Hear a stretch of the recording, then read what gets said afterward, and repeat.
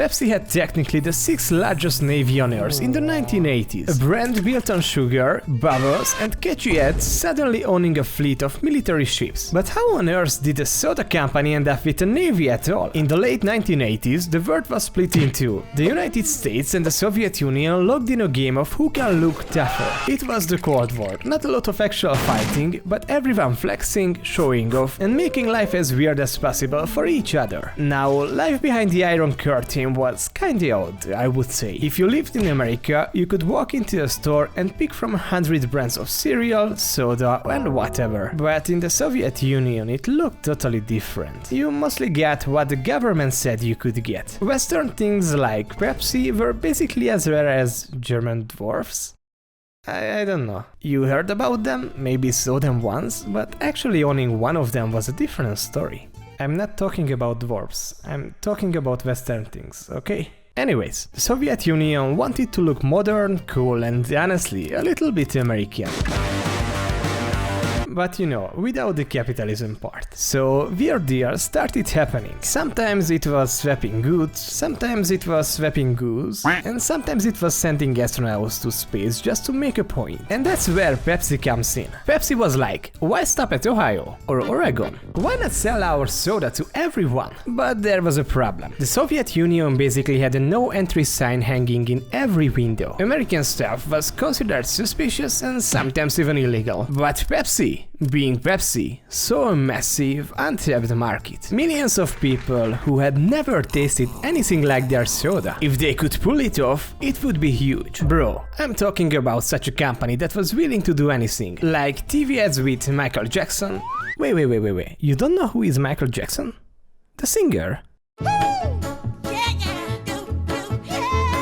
Anyways, so breaking into the USSR was just another fuck. Why not? At this point, Pepsi convinced the USSR that the deal would be really good for both of them, so the Russians were also like, fuck, why not? But there was one catch. The Soviet Union didn't use dollars, they had rubles, which was basically monopoly money outside their borders, so the trading was not as simple as you would imagine. Not to mention it was tangled up in politics, suspicion and a whole mess of rules. But that didn't stop them. They figured, let's make a deal anyway, let's get creative. So the Russians came up with something that Americans liked. Yes, I'm talking about vodka, specifically Stolichnaya, the classic Russian vodka. So they swapped. The Soviet government agreed to trade massive shipments of vodka in exchange for Pepsi syrup. And bro, it worked.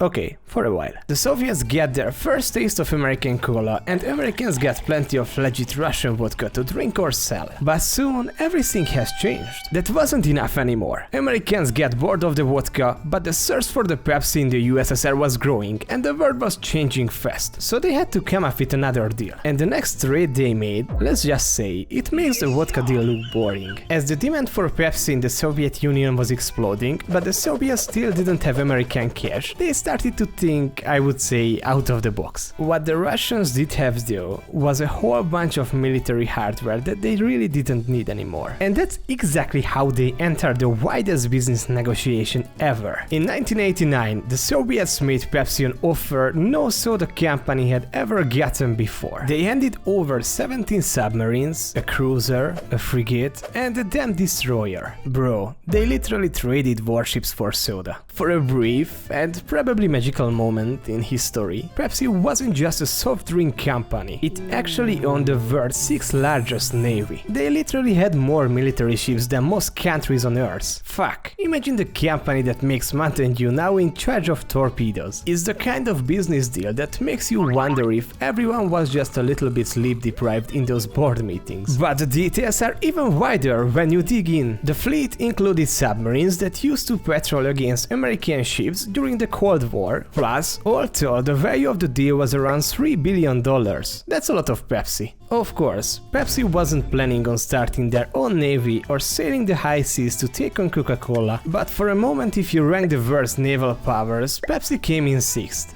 Just let that sink in. Hello there. So now Pepsi, a company famous for selling sweet fizzy drinks, suddenly has a fleet of submarines and warships. Seriously. What do you do with that? You can't exactly park a submarine in the company garage or use a cruiser as a giant vending machine. The truth is, Pepsi had zero interest in becoming a naval superpower. Their CEO at the time, Donald Kendall, supposedly joked with the US official, "We are disarming the Soviet Union faster than you are." But the reality was a little less dramatic. Pepsi quickly turned around and sold all those ships to a Swedish company for scrap metal. So technically that Swedish company became the 6th largest navy on Earth. Actually, it sounds less fun than starting a soda-powered navy, but let's be honest, running a fleet of Soviet warships is a little outside Pepsi's usual skill set. So yeah, there were no Pepsi-branded destroyers sailing into New York Harbor and no epic sea battles with Coca-Cola. Just some very confused accountants, a lot of paperwork, and a chunk of Cold War history heading off to the scrapyard. But for a moment, Pepsi was technically a global naval power, and as soon as people heard about the Pepsi Navy, the story exploded. News outlets ran with it, comedians made jokes, and the internet did what the internet always does. It blew things completely out of proportion. Pretty soon, people were saying Pepsi was the world's biggest private navy. Some memes even claimed the company was a military threat. But in reality, Pepsi never fired a single torpedo, and the ships never left for battle, though the idea was so absurd that it just stuck. Some folks started joking that the next step would be Pepsi invading Coke's headquarters, while others claimed Pepsi was now a serious force in world politics. But the truth was much more ordinary, but honestly, who the fuck cares? And that's why, to this day, if you hang out in the stranger corners of the internet, you will see people still arguing over whether Pepsi actually had a real navy. Back then, the Soviet Union couldn't just buy whatever they wanted from the West with cash. Their currency wasn't traded on the world market, so if they wanted something American like Pepsi, they had to get creative. Bartering wasn't unusual at all during this time, and actually it happened with other products too. Sometimes it was oil, sometimes timber, sometimes fur coats or shoes. There are stories about countries trading for trucks, buses, and even circus animals. If you couldn't pay cash, you just traded whatever you had. So boys, next time you are cracking open a cold can of Pepsi, just remember, you are not just drinking a soda, you are sipping on a piece of the weirdest business deal in history. Pepsi didn't win the Cold War,